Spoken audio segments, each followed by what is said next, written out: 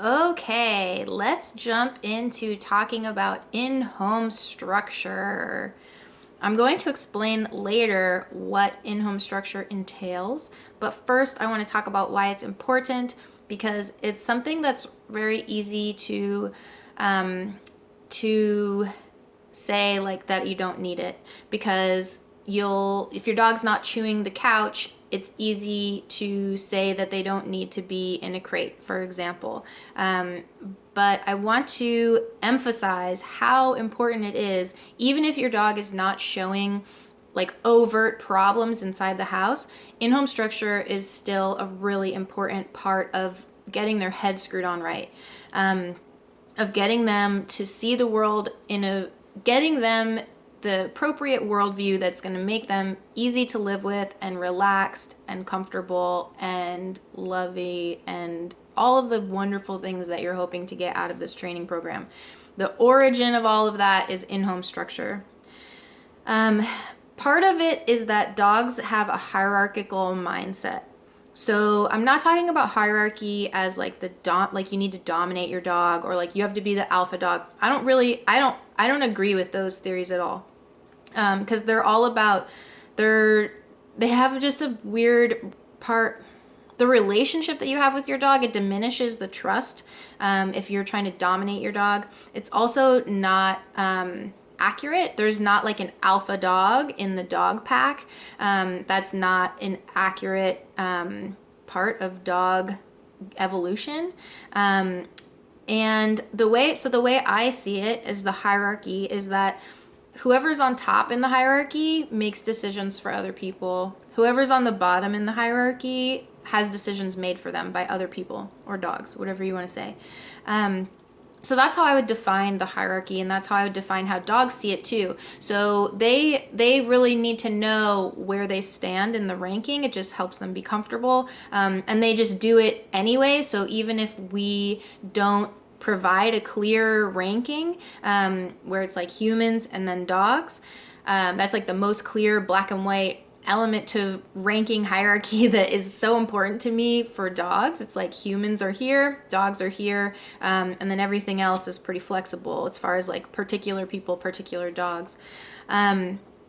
They're already going to see the world in this hierarchical way anyway. So we're just going to set it up so that that's how they see it as humans and dogs. And it's not permanent. So the hierarchy is renegotiated all the time. This is why there's no like alpha dog, permanent alpha dog. The hierarchy is renegotiated all the time. So if there's a new person or a new dog added into the scenario, or if everybody goes to a new environment, or you start doing a new activity, like you were resting and now you're playing and now you're eating, in all those anytime the scenario shifts, there's a renegotiation of the hierarchy or a reassessment of the hierarchy, you could say. Sometimes it's a negotiation, but for most dogs, they're just like assessing it. So I've heard it described before as like shuffling a deck of cards. So you have a deck of cards. Here's who's like making decisions. Here's who's following decisions. And then you add a bone to the room or the area, and then you shuffle the deck of cards. So now it's like, here's who's making decisions about the bone or about others, and here's who's following decisions. So I hope that helps explain how dogs see the hierarchy, and what in-home structure, how it relates to that is we're going to show your dog the hierarchy. It's a really big part of showing that you are the humans, you make the decisions, your dog is a canine, and they follow the decisions. It also helps reduce anxiety and stress. This is huge, huge, huge, huge, huge. Not only anxiety and stress for you, if your dog has problem behaviors in the house, it's going to make you a lot more relaxed to follow in-home structure. It also helps reduce the anxiety and stress of your dog. Most dogs, like I said, they need to know the hierarchy. If they don't know what it is, they're going to be stressed. A few things can also come out of that. One is that if your dog feels like, oh my God, no one's leading here, like no one is making decisions in this space, no one is clearly in charge, I guess I have to be in charge. Some dogs are going to be fine with that. they're gonna be like, hell yeah, I'm gonna I'm gonna run this place and I'm gonna tell y'all what to do, and you're gonna feed me at this time and let me out at this time, and I'm gonna bark at the door at this time whenever I want. Some dogs are super chill doing that. They're like happy to take on the leadership role. However, that's gonna make you crazy. It might not be like them nuzzling on you, that's them making a decision about what you're doing, right? Because they want you to pet them. That thing might not make you crazy, but their mindset is going to make you crazy in general or in other ways. Like then they're going to be pulling on the walk. It's all related, and it's all about who's making decisions and structure in the house. The other thing that can happen if there's no clear leadership is that when your dog steps into that leadership role, they don't really want to be in that role at all. They would rather someone else took it on, and it stresses them out because it's too much responsibility. This would be the dog who's charging the door, and also like when you put them on structure, they're just like, thank God, and they just can chill out and relax. And you might not notice that what it is anxiety, because one thing that it looks like is just like being hyper. So your dog might just seem like they're just a hyper, high energy dog who needs 4 hours of exercise a day, but actually probably your dog needs like a normal amount of exercise a day, not 4 hours, and they just really need in-home structure. They really need you to, and probably other elements of like establishing your relationship and your hierarchy, but including in-home structure. So I don't really believe it when people say that their dog needs so much exercise. They need like more, they need more so is like doggy therapy. They need like a psychological adjustment of their mindset. They need re-education. Okay. How does in-home structure make... Okay. Other parts or other ways that in-home structure is going to greatly improve your life, because I really need you to do it. It's going to reduce bad behaviors in the house by making them impossible. So if your dog does have bad behaviors in the house, like they mark or they potty in the house, if they're in a crate, which is part of in-home structure, then they can't potty in the house, in the crate, right? It's just like mutually exclusive realities. The other thing, or another example, is if they bark out the window with in-home structure, they just physically can't bark out the window because they're going to be away from the window. It also helps reduce those bad behaviors pretty immediately because you're able to give more consistent feedback. So if you need to correct your dog or you need to reward your dog, they're right near you, or they're in a fixed spot. They're not moving all around the house at their own will. So you're able to give more consistent feedback, so you're able to actually do the behavior modification that you're trying to work on, because you're controlling where their body is and they're not able to just go wherever. So now we're going to talk about what even is in-home structure. What does it include? I'm referring to my notes here on my computer. Okay, the first main thing. Your dog is going to be attached. Their space is going to be controlled 24/7.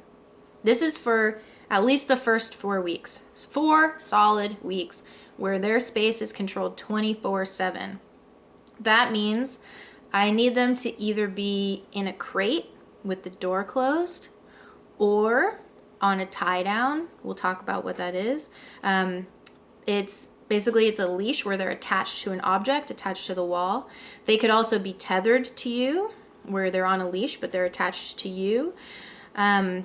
So they have to do that 24/7 for 4 weeks. So if you're used to hiking your dog off leash, then they're going to be instead attached to you. They could be on a short leash or a long leash, I don't care, but they have to be attached to you. If your dog is used to being free roaming in the house when you're at work, then I would say use a crate. It's going to be safer. The other option would be to use a tie down, but a tie down is not as safe when you're not home, so I would definitely couple it with a camera, like a Nest. I use a Nest indoor cam at my house, or you can set up your phones, however, webinar phone stuff, but just to be able to watch them. And with all of those things, you need to go slowly. So if your dog isn't crate trained, and they need help with crate training, let me know. If your dog is not trained to be on a tie down, that's just something they'll get used to over a few days. With all of these shifts, it's something that's going to take a few days for them to adapt to. But the main thing is that they have to be their space controlled 24/7 for at least 4 weeks.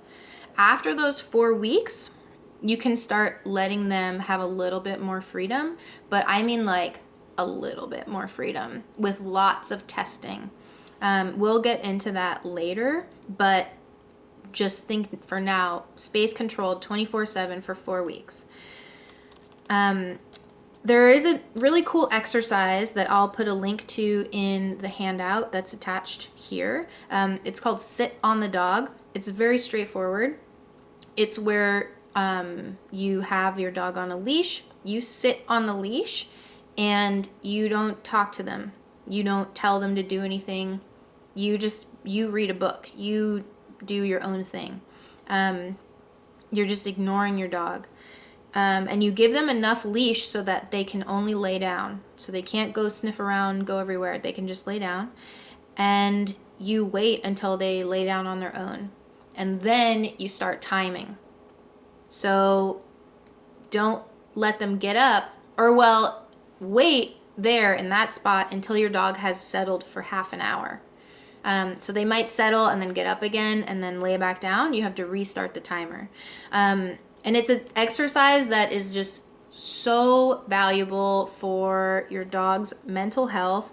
And it's hard at first, like all training, it's hard at first, but the more you do it, then the easier it's going to get. It's something you can do inside the house, outside the house, at the park, at the cafe, wherever. You have to work up to those higher distraction environments, but I would start doing that at the home, in your home. Sit on the dog. Start doing that at home for sure. Do it on your front stoop or in your yard or whatever, just like wherever you take your dog, do a sit on the dog exercise. And then it's going to become a habit where when you sit and relax, rather than your dog being like, what are we doing? What are we doing? What are you doing? What are you doing?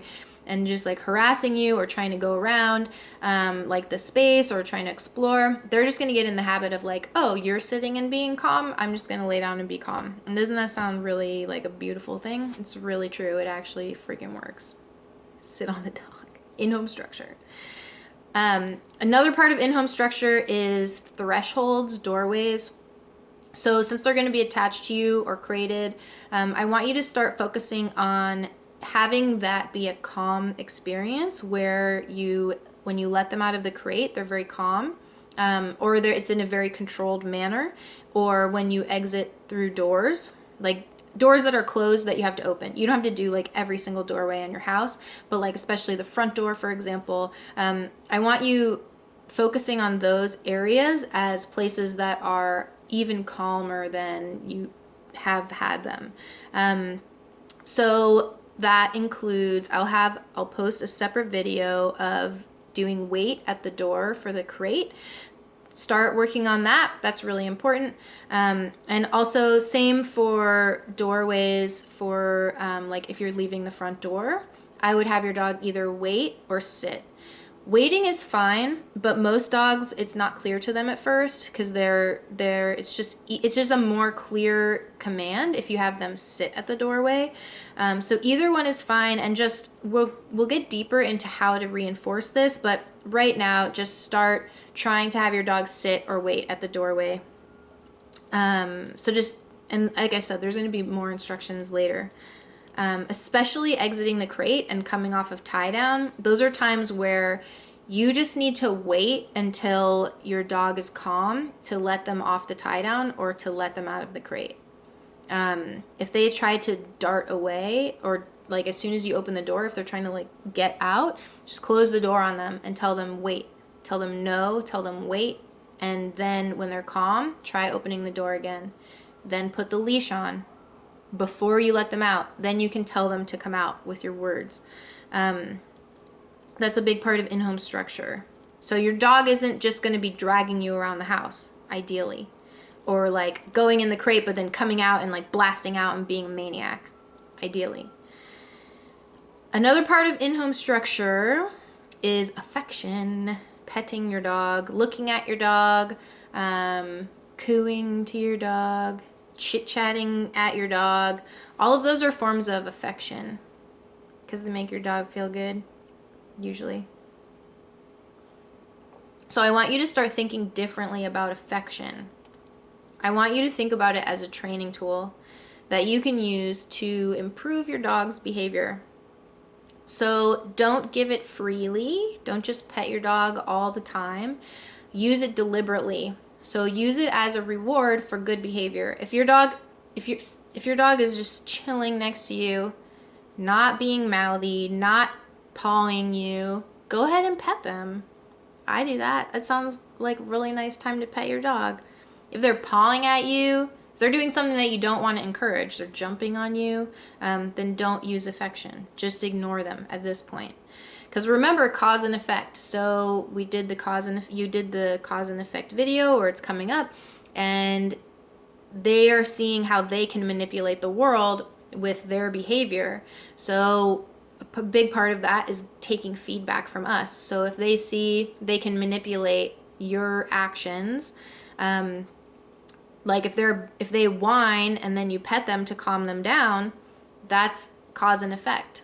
Their behavior gets this reward, or it gets you to change your behavior. So just think about how you're using affection, and try to use it deliberately as a training tool. If you want to snuggle with your dog and you want to pet your dog, that's fine. However, I would say do a deliberate massage instead. So instead of just like petting your dog on the couch and like snuggling and like kissing and whatever, being weirdos, instead put your dog on the floor or a dog bed and like sit next to them and just do like a massage. Like think about you're trying to relax your dog's muscles.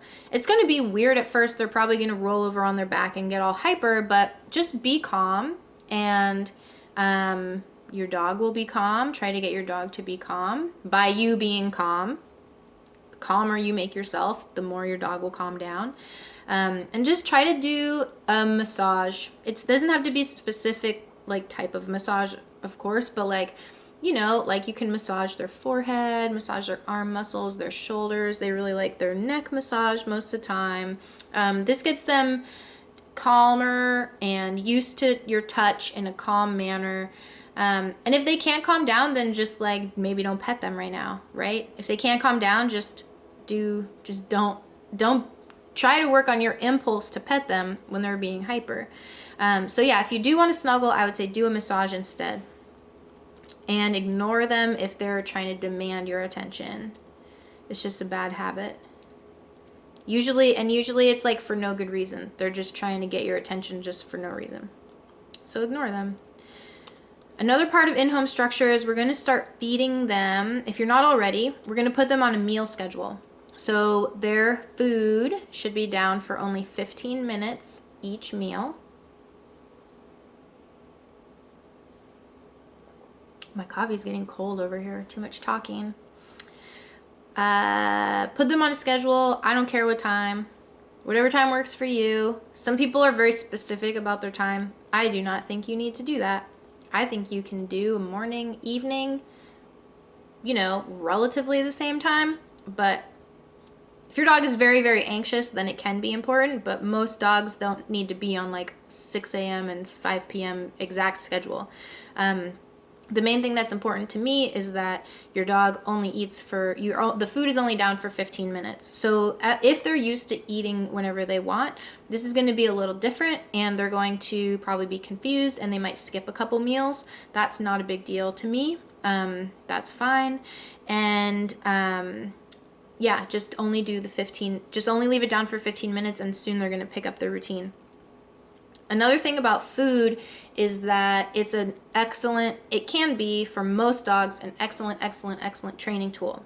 Like when I say most, I mean like 99.9% of dogs. It's an excellent training tool. So if you're feeding your dog in a bowl, I would say switch to making them work for the food.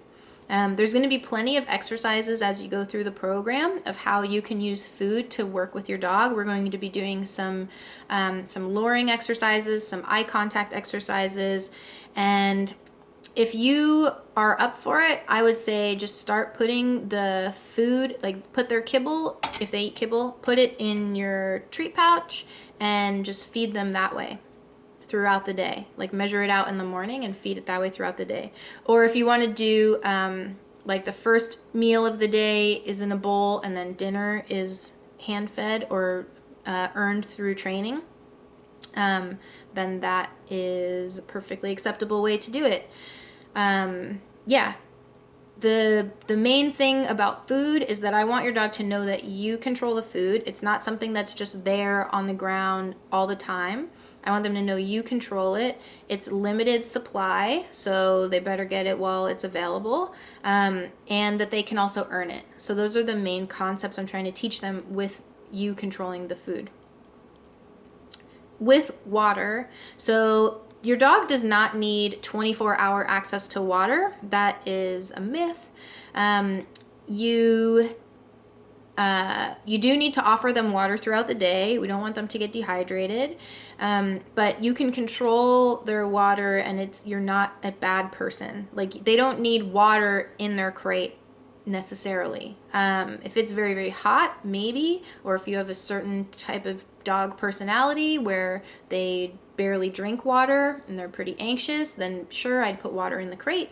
But the vast majority of dogs don't need water in their crate, and they don't need 24-hour access to water. So they need water when they eat kibble, when they eat dry food. They need water when they exercise, and they need water when it's warm outside. But that's it. So all I'm saying with water, there's nothing you need to specifically do about it, but just I want to give you permission to not have water 24/7 access to water for your dog. I don't have 24-hour access to water. I'm sure you don't have 24-hour access to water. As far as like drinking water to drink right now, like I'm often driving and don't have, my water is empty. So it's like, but I'll get it in an hour. It's fine. It's like, it's not that hour. I'm not going to dehydrate, or I'm not going to die in that hour. It also, for dogs who are especially aggressive or have just like, it's just, if your dog is a pain in the butt for you and you control their access to water, like you're controlling their access to food, as far as them knowing that it comes from you, it's just going to give you another little boost. And I would also, lastly, I would encourage you to get an indoor camera. I use the Nest Indoor Cam right now as I'm making this video. I might switch to something else, but I really like it. It's really easy. I got it on sale. What you can do too, here's a scam, is you can get it from Target and then return it within 60 days, and then it's free to use for 60 days. So I would check that out. They might have changed their return policy by now, but I did that in the past and it was awesome. And in that time period, I got it on sale. So win-win. So I would just recommend getting an indoor camera because it's such a huge help takes out all the guesswork. So like, it helps if you're first getting your dog used to crate or tie down when you're leaving, you can just watch exactly what's happening on your phone, and you can listen what's happening on your phone.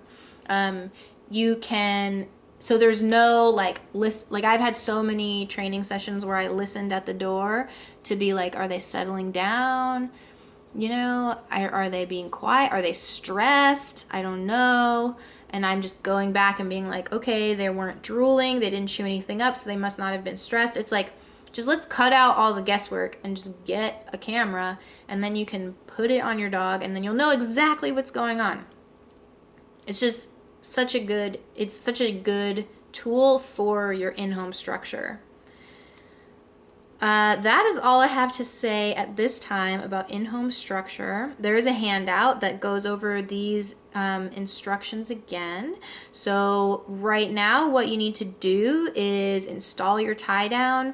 Think about install your tie down, start your tethering and crating habit.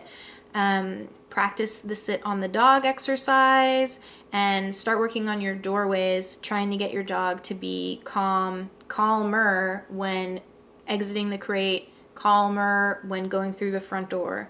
We're going to go over specific instructions for how to do this even better. But right now, just kind of have it in your mind that that's what you want to do and try to work towards it in your own way. Also, remember your affection, using it as a training tool, and your meals, either having them be 15 minutes only, having them be fed by you only in training, and just having your dog know that that's where food comes from, and you are where food comes from, and they can earn it. And you will be all set up with in-home structure at least 4 weeks.